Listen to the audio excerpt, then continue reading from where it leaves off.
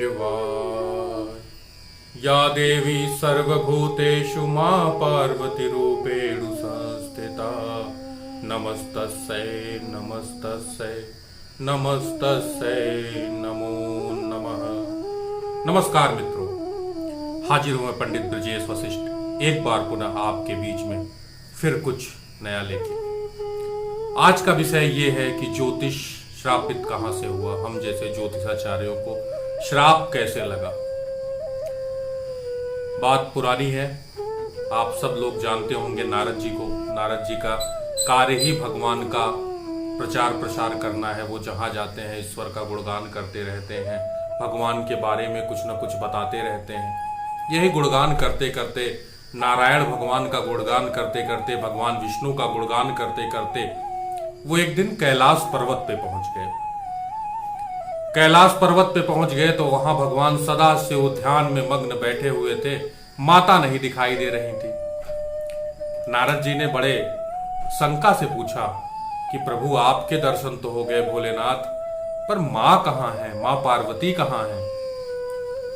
भोलेनाथ का स्वभाव ही अत्यंत भोला है और उन्होंने कहा, हे नारद जी, आप तो ज्योतिष के बहुत बड़े ज्ञाता हैं, और जब आप ज्योतिष के इतने बड़े ज्ञाता हैं तो आप पता लगाइए ना अपने ज्योतिष से कि पार्वती कहां गई हैं।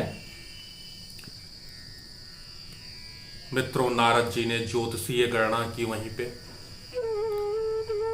और ज्योतिषी गणना के बाद भगवान सदाशिव से कहा, हे भोलेनाथ, मां इस समय स्नान कर रही हैं और मां के शरीर पे एक भी वस्त्र नहीं है।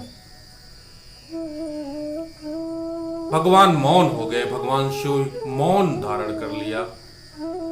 तभी कुछ समय बाद मां पार्वती आई और भगवान शंकर ने मां पार्वती से कहा, हे पार्वती,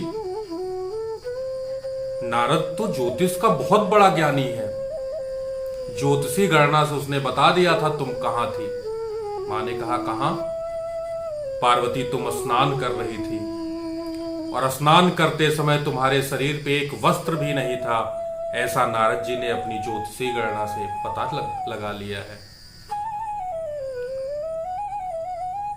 मां ने नारद की तरफ देखा और कहा, नारद जी, आपकी ज्योतिषीय गणना तो बिल्कुल ही सही और सराहनीय है, पर ऐसा कौन सा ज्योतिष है जो लोगों के कपड़े के पार भी देख जाए।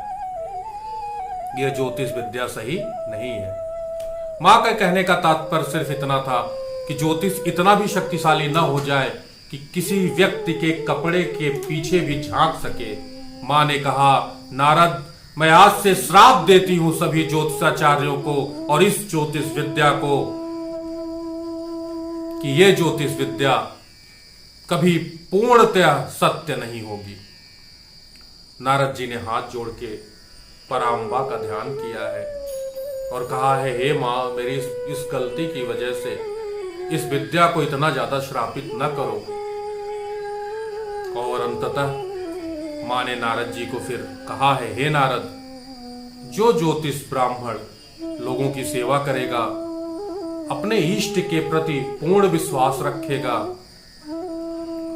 उसकी आस्था अपने इष्ट में पूर्णतः बनी रहेगी, और साथ ही साथ जो अपने जजमान की लज्जा को बचा के रखेगा, जो संसार के हित में, देश के हित में, अपने आसपास के लोगों के हित में कार्य करेगा, उसका ज्योतिषीय गणना, उसकी ज्योतिषीय गणना लगभग सही होगी। और ये सत्य भी है। एक ज्योतिषाचार्य को चाहिए कि अपने जजमान की इज्जत को वो ढक के ही रखे, सरे बाजार में उसे नंगा न कर दे, क्योंकि हर व्यक्ति की एक प्राइवेसी है।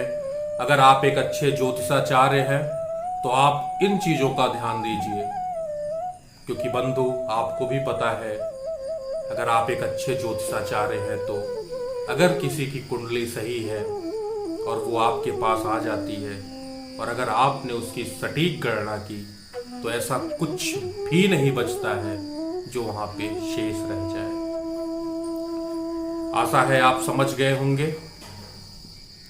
हर व्यक्ति की प्राइवेसी है, उसका ध्यान रखते हुए, उसकी मान सम्मान का ध्यान रखते हुए आप ज्योतिषीय गणना करिए और बहुत आगे जाइए। बस आज का विषय यही था। इसी के साथ ओम नमः शिवाय, हर हर महादेव। एक बात